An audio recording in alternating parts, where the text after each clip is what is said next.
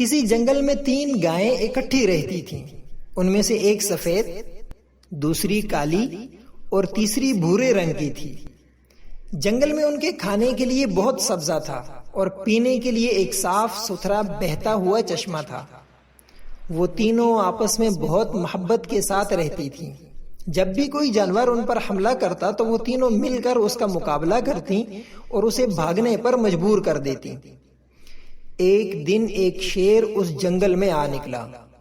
سرسبز و شاداب جنگل شیر کو بہت اچھا لگا۔ شیر ابھی اس جنگل میں رہنے کے بارے میں سوچ ہی رہا تھا کہ اس کی نظر ان تینوں پر پڑی۔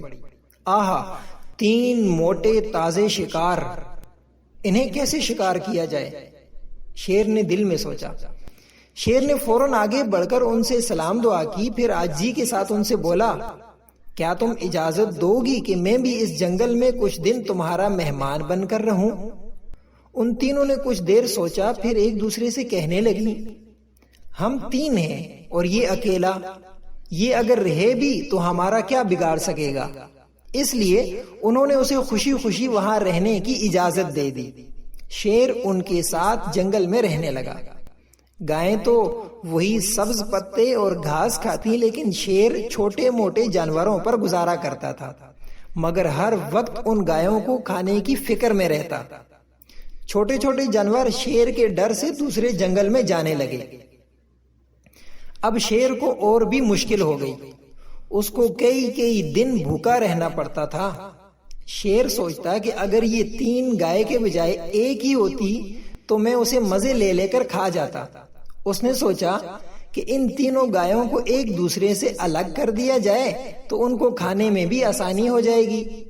چنانچہ ایک دن شیر کالی اور بھوری گائے کے پاس آیا، ان سے میٹھی میٹھی باتیں کرنے کے بعد بولا، یہ سفید رنگ کی گائے ہم سب کے لیے بہت بڑی مصیبت ہے، کیونکہ اس کا رنگ سفید دور ہی سے نظر آ جاتا ہے، جبکہ میرا اور تم دونوں کا رنگ دور سے نظر نہیں آتا۔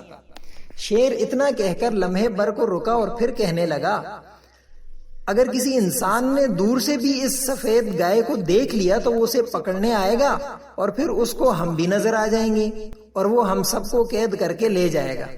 بھوری اور کالی گائے شیر کی بات سن کر خوفزدہ ہو گئیں اور سوچنے لگیں، واقعی اگر کسی انسان نے سفید گائے کو دیکھ لیا تو ہم سب پھنس جائیں گے۔ شیر نے جب دیکھا کہ یہ دونوں اس کی باتوں میں آ گئی ہیں تو پھر اس نے اپنے دل کی بات کہہ دی، اگر تم دونوں مان جاؤ تو میں اسے ختم کر سکتا ہوں تاکہ پھر کوئی خطرہ نہ رہے۔ دونوں گائیں راضی ہو گئیں۔ شیر نے سفید گائے پر حملہ کیا اور اسے ہڑپ کر گیا۔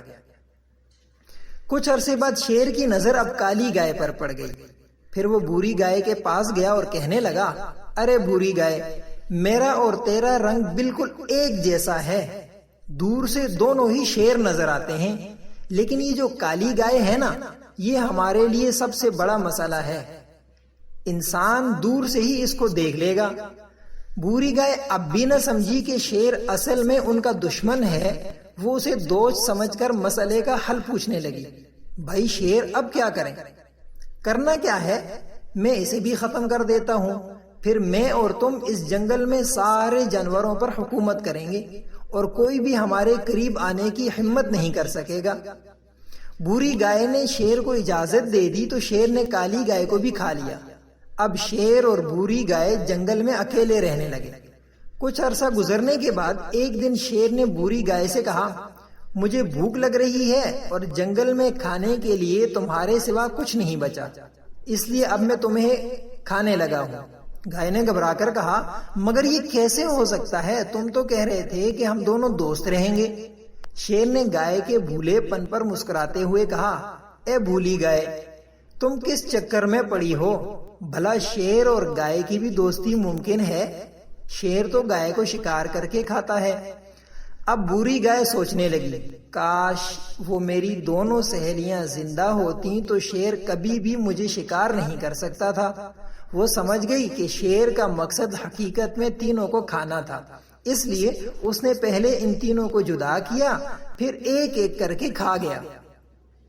جب تک ان تینوں میں اتفاق اور اتحاد تھا اس وقت تک شیر بھی ان کی طرف آنکھ اٹھا کر نہیں دیکھ سکتا تھا، مگر اتفاق اور اتحاد کی جگہ خود غرضی نے لے لی تو ایک ایک کر کے تینوں ہی اپنی زندگی گنوا بیٹھیں۔